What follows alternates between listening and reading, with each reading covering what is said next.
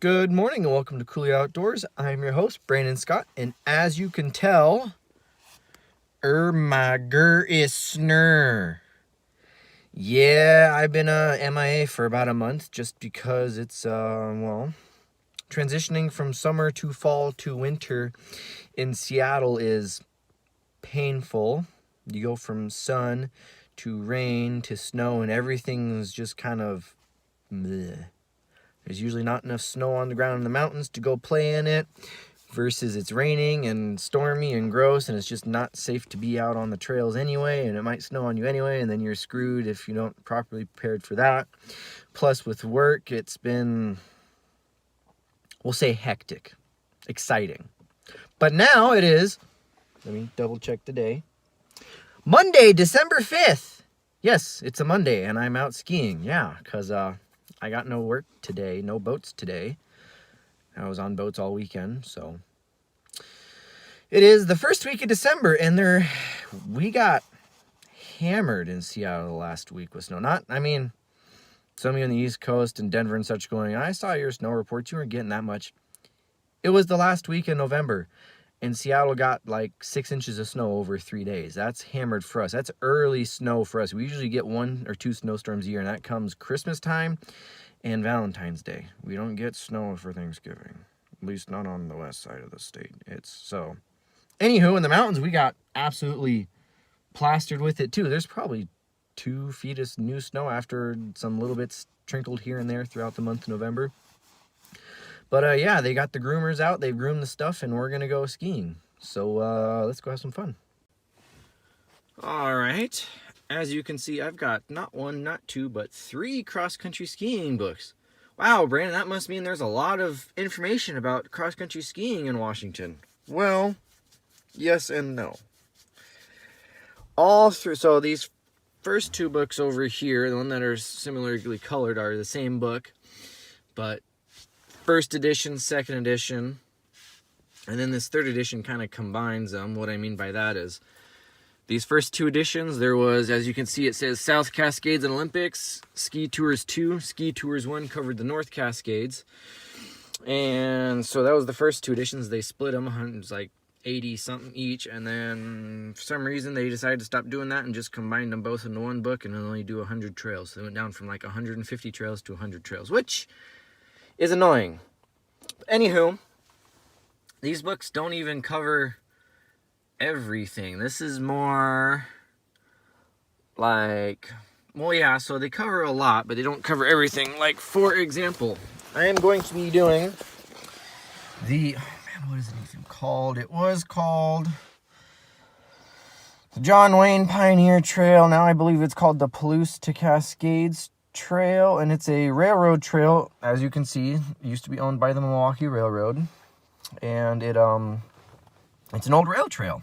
Like a lot of places like doing this. You buy up the old railroad right away, you just take out the tracks, you put down a paved or a gravel surface, and you turn it into a nice flat easy trail. Well, this Palouse to Cascades Trail, as the name suggests, goes from eastern Washington to western Washington. I think at the moment it starts in North Bend, or just outside of North Bend, and with a couple of completing projects they did in the last summer, I think it goes all the way across the Columbia River into eastern Washington, and it's eventually going to make it all the way to the state line in a couple of different spots and connect with some Idaho rail trails. So it's a really cool idea. You can hike it, you can bike it, and in the winter when the snow is on the ground, it's a state park, so the state parks get their little snow groomers out and groom it for skiing. So that's what I'm going to go do first, is we're going to ski this rail trail, and it's in all 3 books. All 3 of these books tell you to start at the Hyak Sno-Park and ski quote-unquote downhill, even though it's along a lake and the elevation gain is negligible. But I'm starting at the south end at Crystal Springs and going to be skiing north. So it's 7.5 miles or 8 miles from one snow park to the other. I'm not going to go all the way. I'm probably going to go to this first or second peninsula in here where there's a creek comes in there. I don't remember what the name of the creek is. I'll probably insert the name there, but it's a couple of miles either direction. It's going to be like a 6-mile round trip. And then when I'm done So here in the most recent one, that came out in like 2015 or whatever, the maps slowly get better and less cluttered. So I'm down here at that snowflake, that is Crystal Springs. They have you start up at that snowflake off the summit at Hyak and ski that direction, which is fine. And these little star things you see is avalanche danger, so I'm probably going to go to Roaring Creek and then come back. And then I'm probably going to go hit up the Erling Stordal trails, which are over there, and it's a kind of privately run set of ski trails with a couple of tours, shorter loops. I'll explain more when I do those, but those aren't in the books. A lot of these short little ones, like this one here at Crystal Spring Sno-Park, the what's the next exit over? Cabin Creek, that's run by Kongsberger's Ski Club. There's a bunch of trails in there that they run that's not in the books. There's a bunch of other spots, like for Blewett Pass, they just kind of go, oh yeah, Blewett Pass, there's a bunch of trails here, and there's like 95 miles of trails. Not groomed, those are not groomed, they're just marked of ski trails. But yeah, there's a lot of opportunities, not all in books. And so yeah, this first one, just to knock the rust off, because didn't do much skiing last winter, so we're gonna put the skis on and go ski some flat trails just to get back into the swing of things. And we'll be first one to be heading up along the lake, and whether or not I combine it all into one video or when I go do the Erling Stordal trails I make it a separate video, we'll find out. But thanks for tagging along. All right, as you can tell, I'm on the groomed stuff, but this is groomed for the snowmobiles to come out and around and go get on their trail system. But Rex is parked over there looking around. It's flurrying a little bit on us, which the original forecast last night said it was going to be mostly sunny and breezy. Obviously at the moment that is not true, and yeah, it's pretty. Eventually that's going to be a sledding hill there when you get later into the season with more snow on the ground, but obviously not right now. First downhill of the season, bruh. Oh.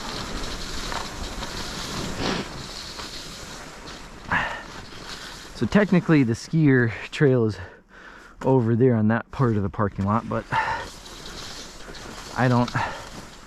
Nash and I never have gone over there. So yeah, eventually that's going to be a skiing hill when you get, or not a skiing hill, a sledding hill for the children's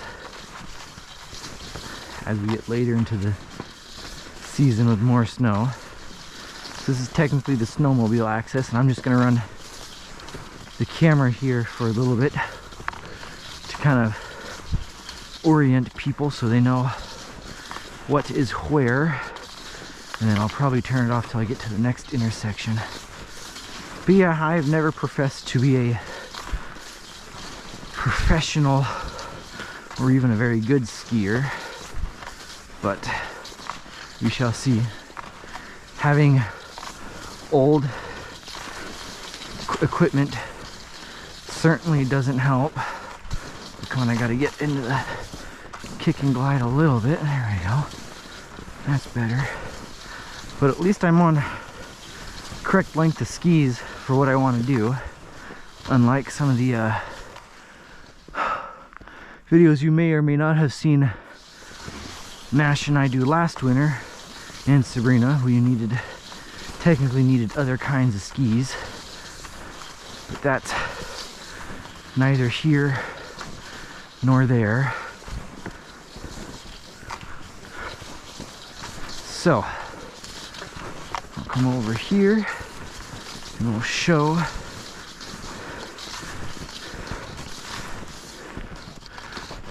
pretty track. So technically you're supposed to come up from there out of the snow park, and you can see the tracks. You can see the sign over there for the Erling Stordal trails. No dog, snowshoe, or foot traffic. Only cross-country skis. There is designated sled dog trail areas, and there is a snowshoe trail that goes along in here too.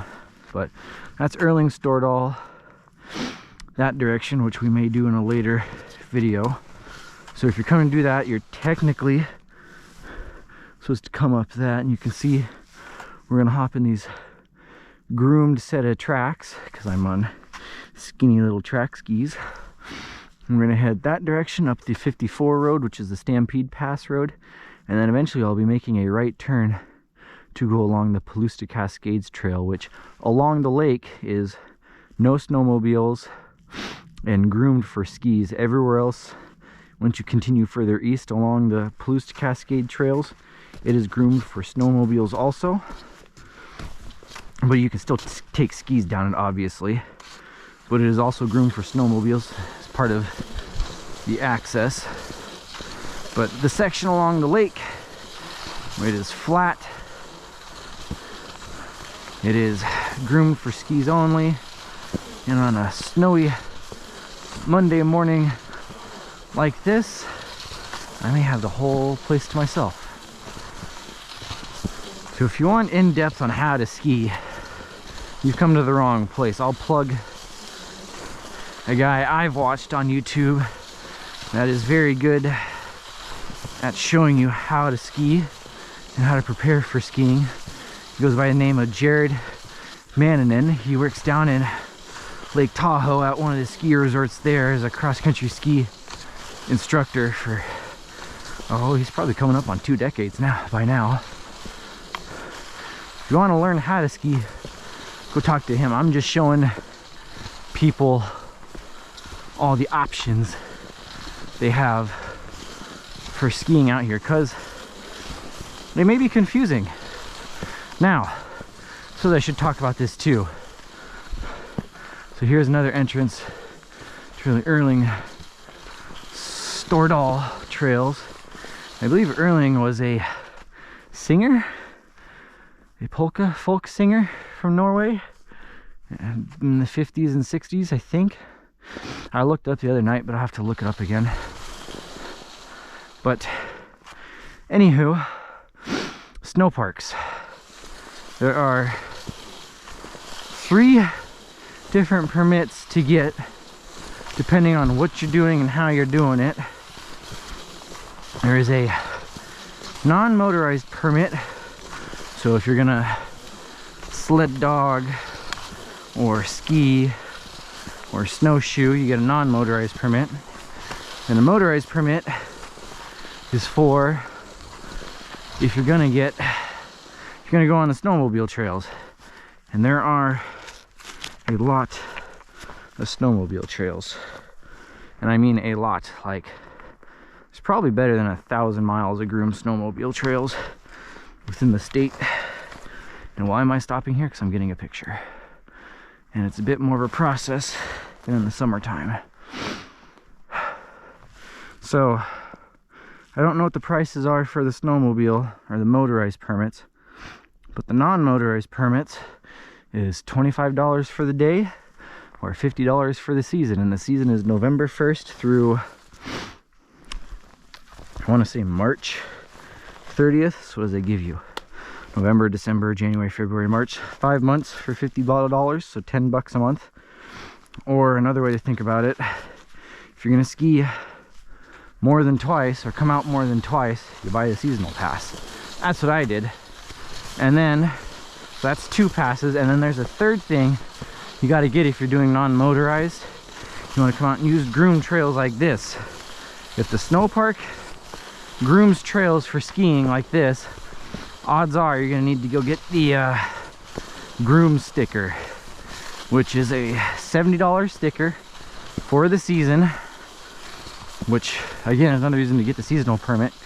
If you buy the day pass and you want to come out and ski on groom stuff, you got to buy it each time you buy the day pass, and that gets expensive real fast. So buy, oh crap, there's somebody coming behind me. So buy the sticker if you're going to come and use groom stuff like I am, and that directly goes into the funds for the groomers. It directly pays for the groomers and the plows to keep up the parking lots and the patrols and all that stuff, because a lot of people know that when you pay the state or the feds something, it doesn't necessarily go right back into wherever you're using. Think National Park Service. Just because you pay that $35 or that $80 for your national park pass or to go on your Forest Service pass or whatever doesn't mean it's directly going back into those funds, which is bullshit. But here it does. It directly goes, pays the groomers' salaries, the guys driving the groomers and the plows, pays for the equipment, for the maintenance, for them to be actually out here and make it possible. So yeah, it's kind of steep. By the seasonal permit and the grooming sticker comes out to $120. But if you get out here twice a month, not a 5-month window where they're needed, only twice a month, only once every other week, get out here 10 times and that's $12 a time plus gas. But if you don't know, to go ski at actual ski resorts are in the hundreds of dollars. Like the Mecca, maybe that person went to Erling Stordal. Like the Mecca for cross-country skiing in the West, and certainly in Washington, is up in the Methow Valley, Winthrop and Twisp. And they have their own, it's called the Methow Valley Ski Association or whatever. I'd have to look it up again. But I think to go use their stuff, because the Sno-Park stuff doesn't go to their stuff, because they have their own setup. They have something like 150 miles of trails just in the Methow Valley that they maintain. They have their own fleet of groomers and patrol and stuff. And I might come back down this road here when I return just to see something different. But anyway, hey, the Methow is the Mecca, and I want to go to it someday and go take a week or a weekend and just ski those trails when Nash and I get good eventually. But I was looking at their prices, and per day to ski on their stuff is like $28. Or you can buy a 3-day pass, which comes out to $75, so you take a little money off of that. Or you can buy like a season thing for them, and it was something like $250. So yeah, it may be a little expensive to come out and ski on the state park stuff, but it's usually cheaper than everybody else. Now if you're gonna go do backcountry stuff and not groom stuff, then you just buy the Sno-Park seasonal permit, but there ain't no grooming, and you pretty much just be going up ungroomed logging roads or groomed logging roads that are groomed for snowmobiles.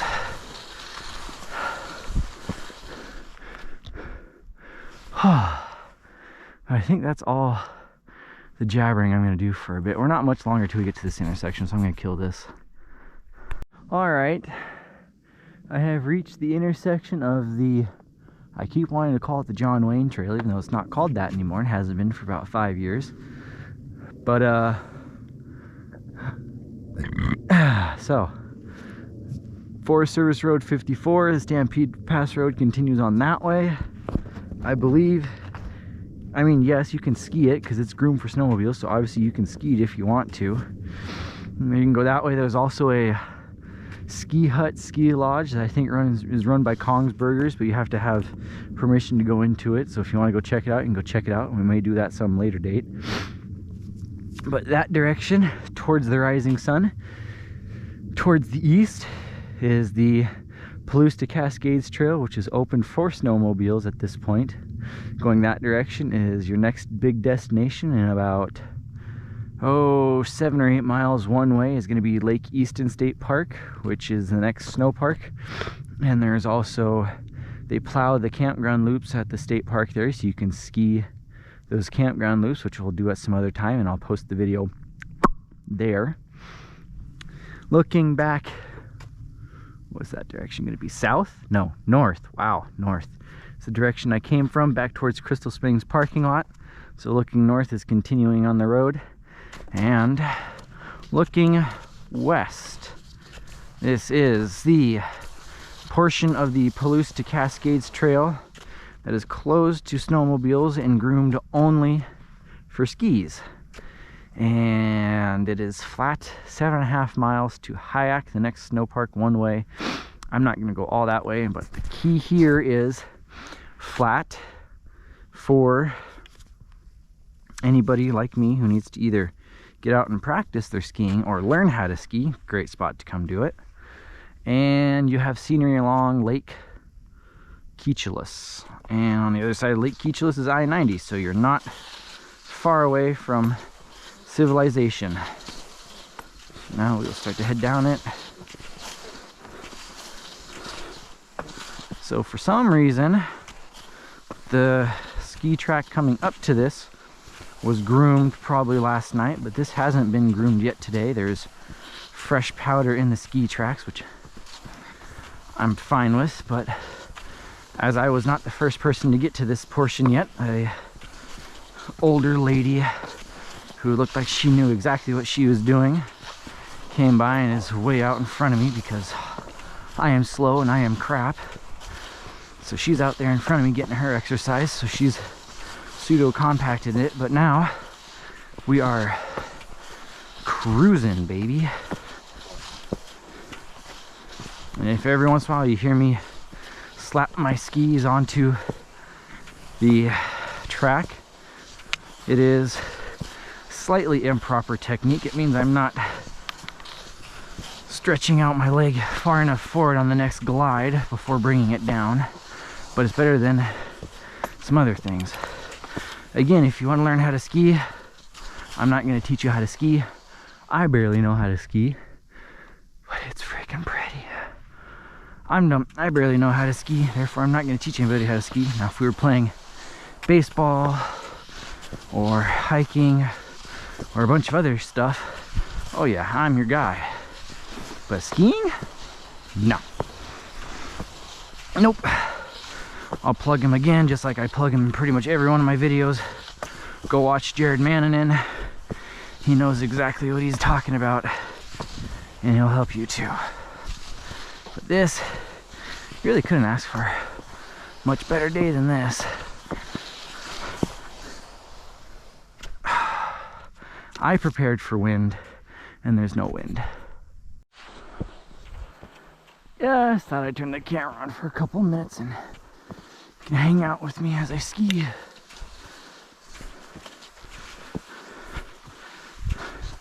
Again, not the fastest or the best technique, but you don't really need that. When it's flat and groomed, just get out and enjoy it if it's your thing. And again, groomed trails, get little track skis, long and skinny. For my weight, which is about 175 pounds, with less weight of the gear and such, I gotta ski on 200 plus centimeter skis, and I think I'm on 210s, and they're about 45 or 50 millimeters wide, something like that. I'll have to look at it again.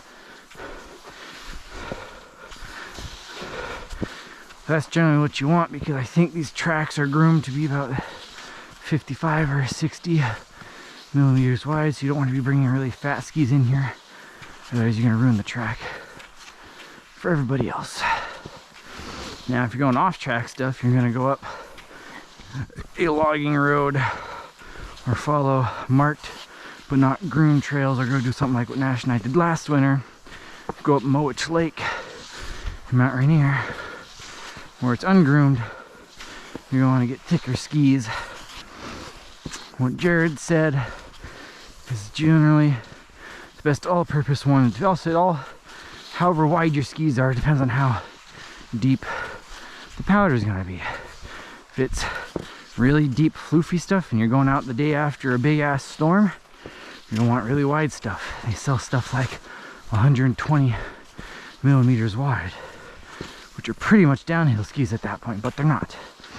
If you're gonna go out and it's been a couple days and it's just ungroomed stuff, but still fluffy, probably about 75, 80 millimeters, which I think is gonna be my next purchase.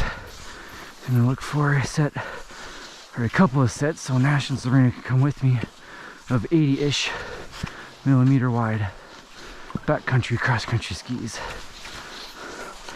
And then of course they make them all the way down to like the 65 millimeter range if you're going out on stuff that's real icy or consolidated.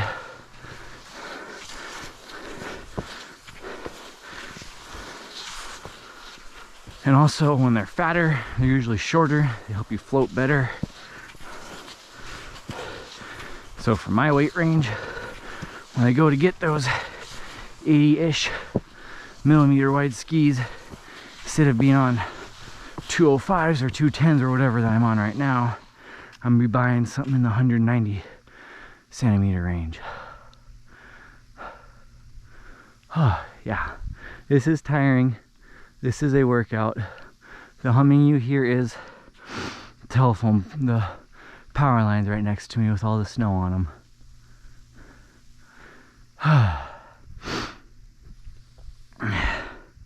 Yeah, this is a workout.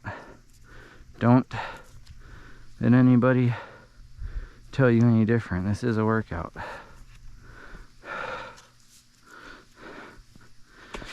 This is definitely a good way to get out and burn a bunch of calories. I'm probably only a mile and a half in, and I probably burn 2 or 3 times the amount of calories as going on a regular hike.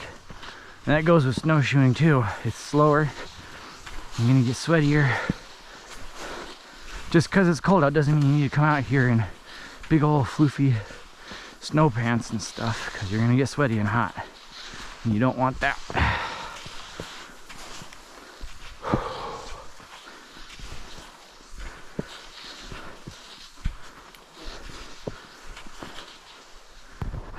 Dang, sunglasses keep fogging up.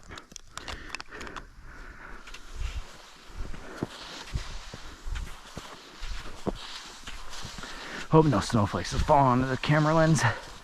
Kind of ruined the whole point of running the video right now. But oh well. It adds to the scene. So I should be coming up to the lake here pretty soon. I think it's something, I'll have to measure it out on Google Earth. I think it's something like a 1.5 miles or so of skiing just to get to the lake from the snow park, which is probably why they usually have you start from Hyak, because Hyak you start right there next to the lake and you got lake views immediately, whereas Crystal Springs you gotta ski depending on your speed for half an hour to an hour just to get to the lake. But it looks like it's gonna start opening up here on me.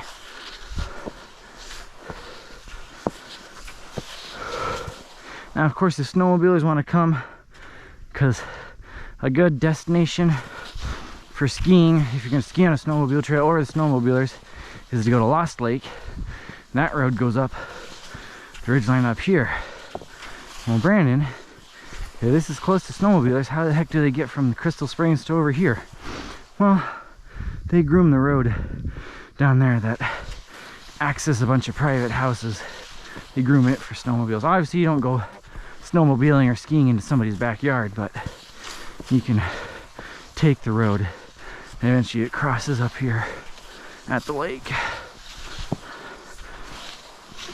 And of course, being down at this end of the lake, you're at the dam side, so if you want, and in fact it is in all the books, it is a tour, you can ski across the dam, down through the marsh, along the Yakima River to the snow park, back up and along, and make a loop out of it if you want. Nash and I have skied out onto the dam a little ways, but we haven't done that loop yet.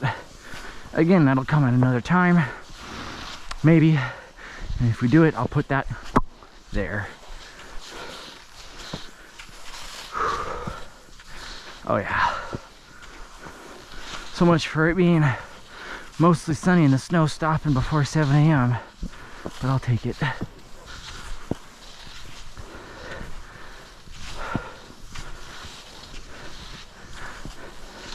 If you're enjoying this video, please give a thumbs up, because I'm hopefully going to get out and do a lot more skiing this year.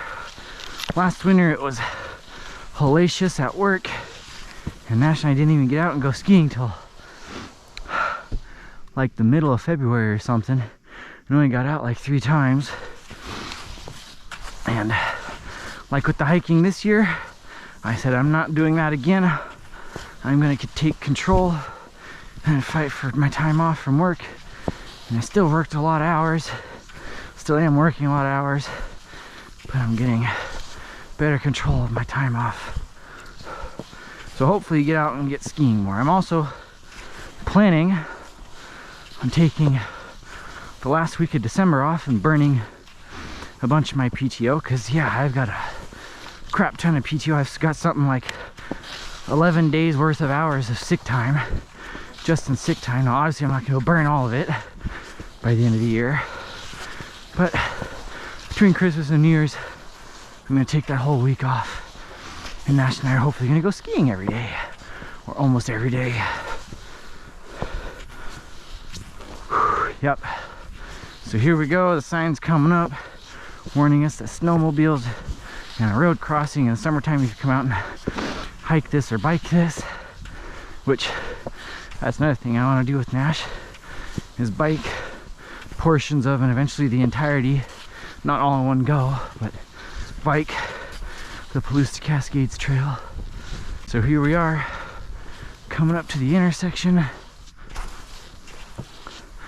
Danger, snowmobiles. Although on a snowy Monday when everybody's at work, it shouldn't be a problem. I've only seen 2 snowmobiles and heard of maybe one more. It's just like I've only seen 2 other skiers. But there is the lake, or the foot of the lake, and the dam. You can go ski out along that, just follow the fence poles. Here's that road I was talking about. You can go down that. That was the one I pointed out earlier where I said I might go down on the way back just for a change of scenery. So snowmobiles can come up and down this. And back there from the snow park, from the sign it said something like 4 miles to Lost Lake, which is that direction. Head back to the snow park in either one of these directions. But we're going to continue on the groomed tracks today. Just continue knocking the rust off and go ski along. Oh yeah, see, this is groomed this morning. So they groomed this section. Don't know why they didn't groom the other section, but I'm not gonna throw a fit. How can you tell it's groomed? Well, back there it had a light dusting of snow over everything, and these trapezoid shapes weren't clear cut into the snow. These are, so that's how I know this is groomed. Come up and over Meadow Creek. Pretty. Someone knocked a chunk out there, so you can look down Meadow Creek. Obviously I'm gonna go get a long exposure somewhere along the lake. You can see I-90 over there in the distance. Hopefully you saw that semi go by with the blue tarp.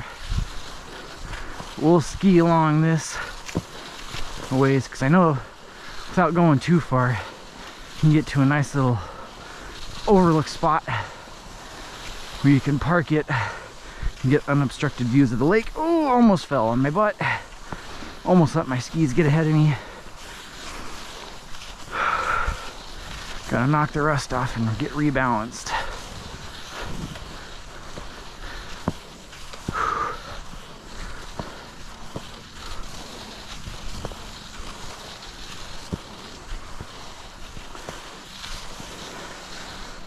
Check behind me, make sure nobody's coming behind me.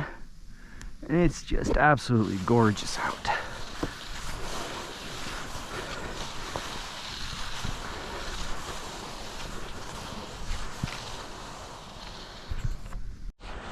It appears we're coming up to our first solid view of the lake, and I might be stopping here for the day, or I might just stop here for a bit, take a long exposure. Don't know yet.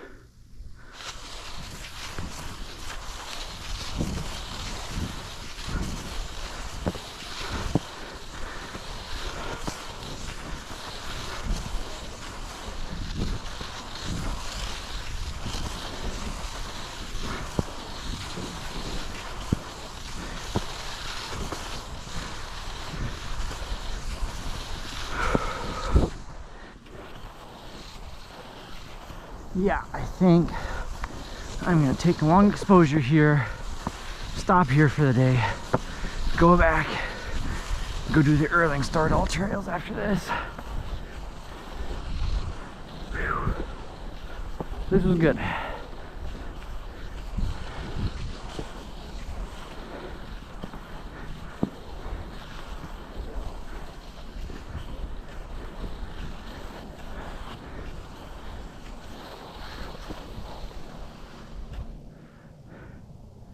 You can pretty clearly hear and see I-90 across the lake.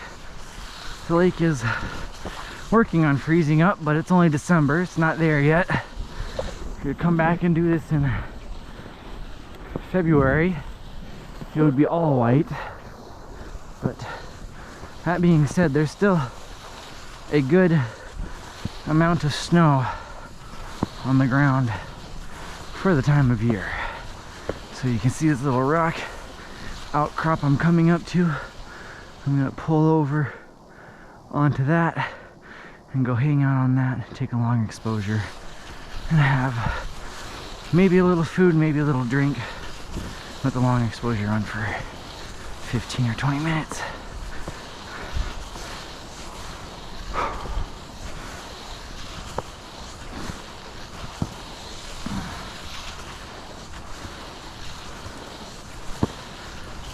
Morning.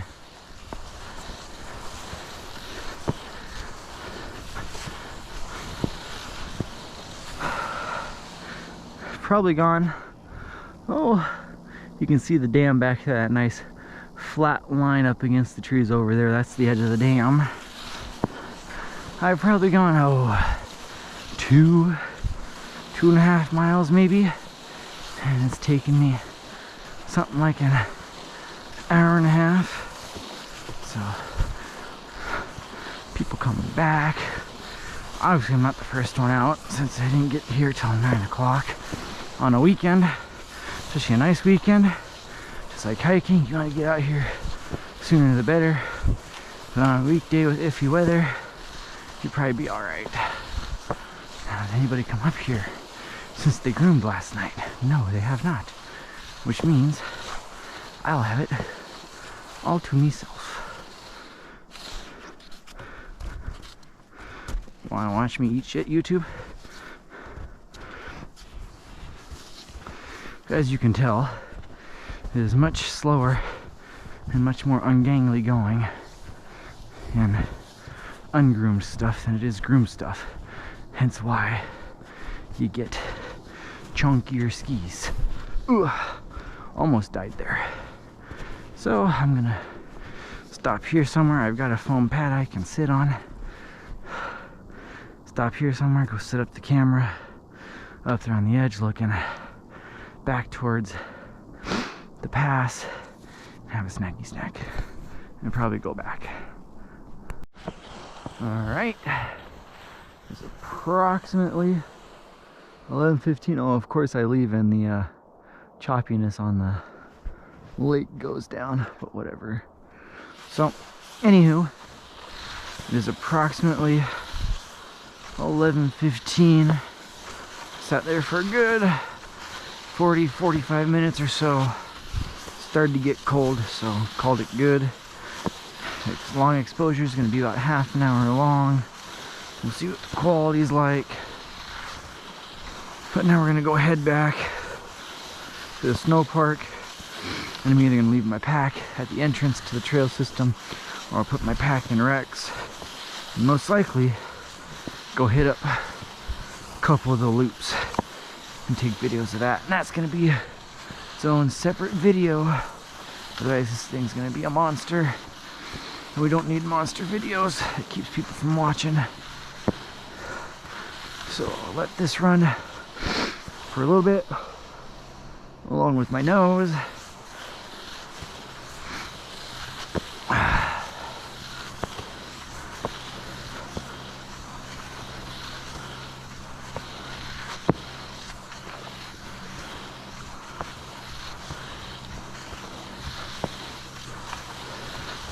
But no, this is fun.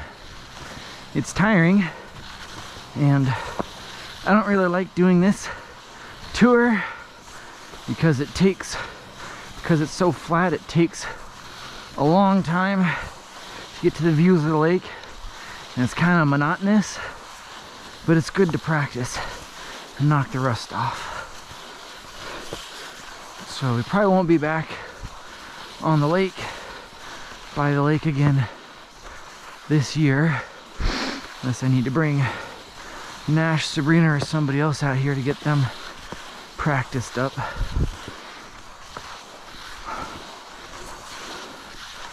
But we shall see. I'll actually shut up for a couple of minutes. You can just listen to the swish swish of the skis. And those marks in the formerly clean middle section, that's the skate lane, and that's called skate skiing. It's another version of cross-country skiing.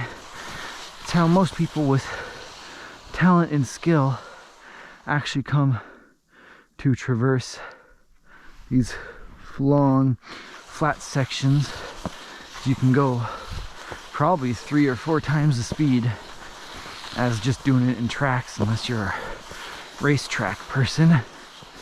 But even then, you'll probably get on skates and go faster than that anyway.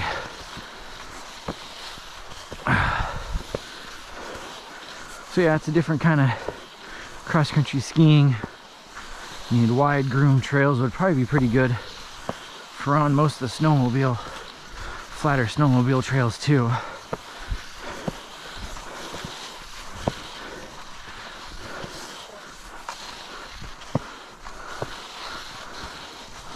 But that works up a lot of sweat. That's a lot of calories burned to get going and keep going like that. So you can see you're pretty much herringboning, but you're moving at like a running speed the whole time.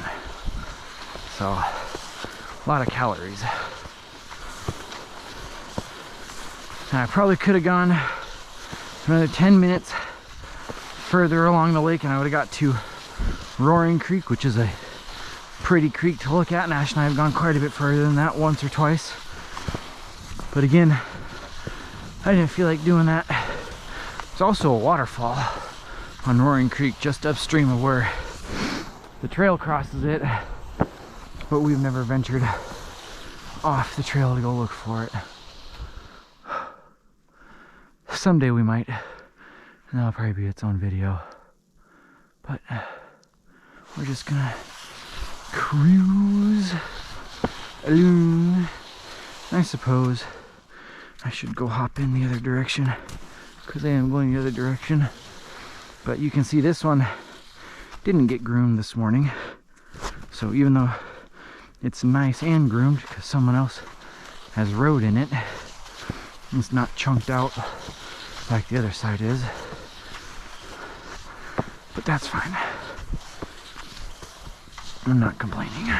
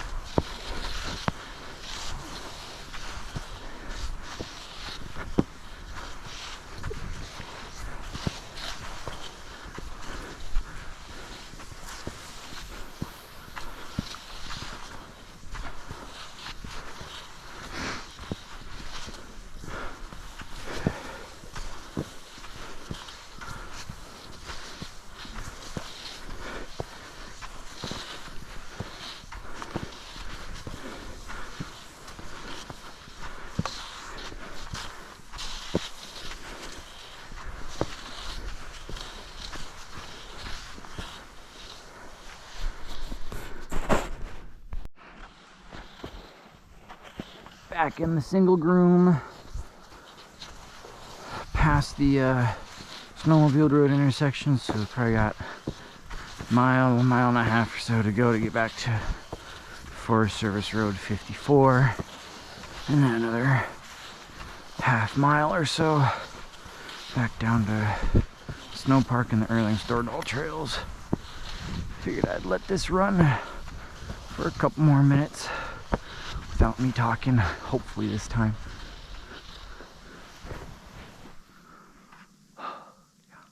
And it's only December.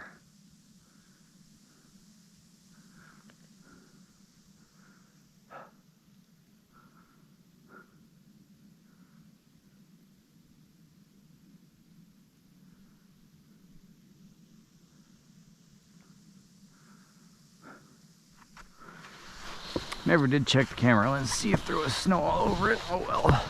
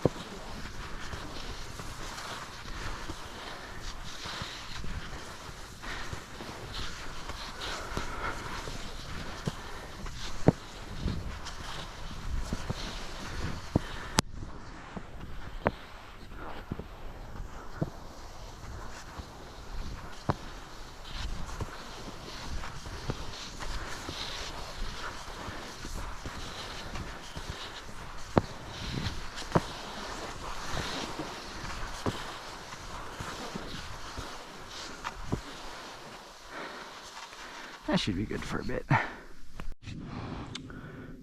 It appears that the snow is trying to pick up and sock me in a little bit, so I figured, what the heck, run the camera some more, enjoy the snowflakes a little bit, right? Although I really should stop and check the lens, make sure it's not covered in snow or foggy, so I'm getting a good clear. There's a couple of little flakes on it, but it's all right. That probably made it terrible. That was a mistake.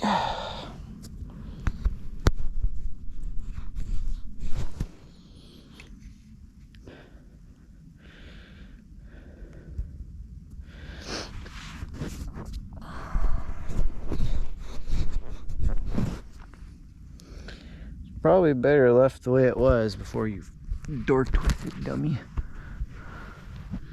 Oh well. But yeah, a couple little itty bitty snowflakes collecting on it, but nothing too bad. And of course I made it worse by blowing on it, and then I had to stop and unscrew with it. I'm gonna take my sunglasses off because they're fogging up, and if it's snowing I don't really need them on. I'm not gonna get snow blind that fast. Oh yeah, this is pretty. Still bright though.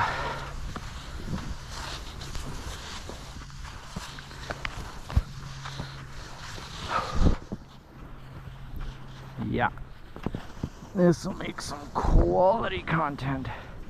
And I'm moving pretty quickly too. Got the stride back in. I'm cruising. And of course, the snowy scenery is perfect.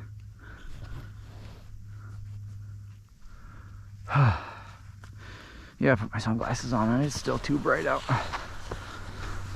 But yeah, that's another thing. Whenever you go out in the snow, bring sunglasses. Even if it's going to be cloudy, bring sunglasses. 'Cause snow blindness is real, and it sucks. I haven't experienced it yet, but I've heard it sucks. Oh yeah. Gonna get cheeky and look to the side with the camera as I'm skiing. Still moving at a pretty decent clip too. Yeah. So yeah, I think I'm just gonna drop my pack at the gate, or at the sign for the Storgall trails. Swap batteries so I don't run out of battery. And I'll go run the trails over there.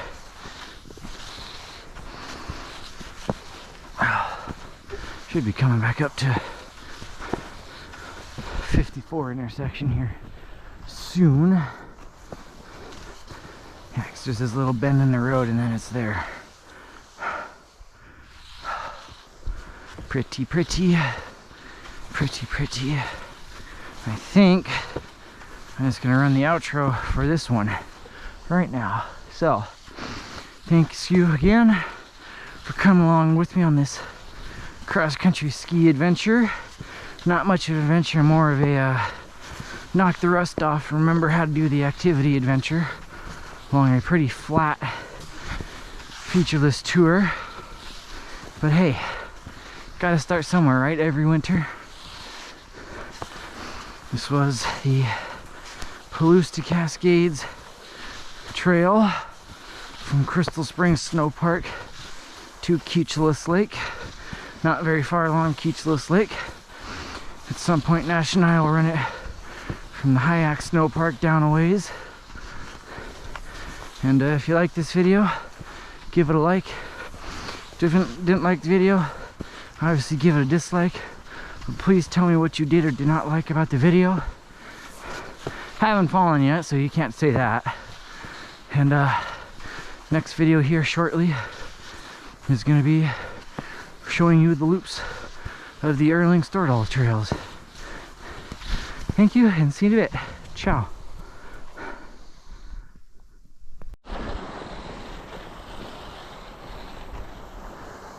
Downhill, baby. A little bit. Coming down off the Palouse to Cascades trail on 54. Gonna be at Storgall here momentarily. Now that grinding you hear is the fish scales, because I'm heavy enough to fully compress my skis when I'm standing on them. And yes, that's gonna slow you down a little bit, but unless you're racing, that's not really gonna matter anyway. It's not gonna slow you down by enough to where you're gonna notice it.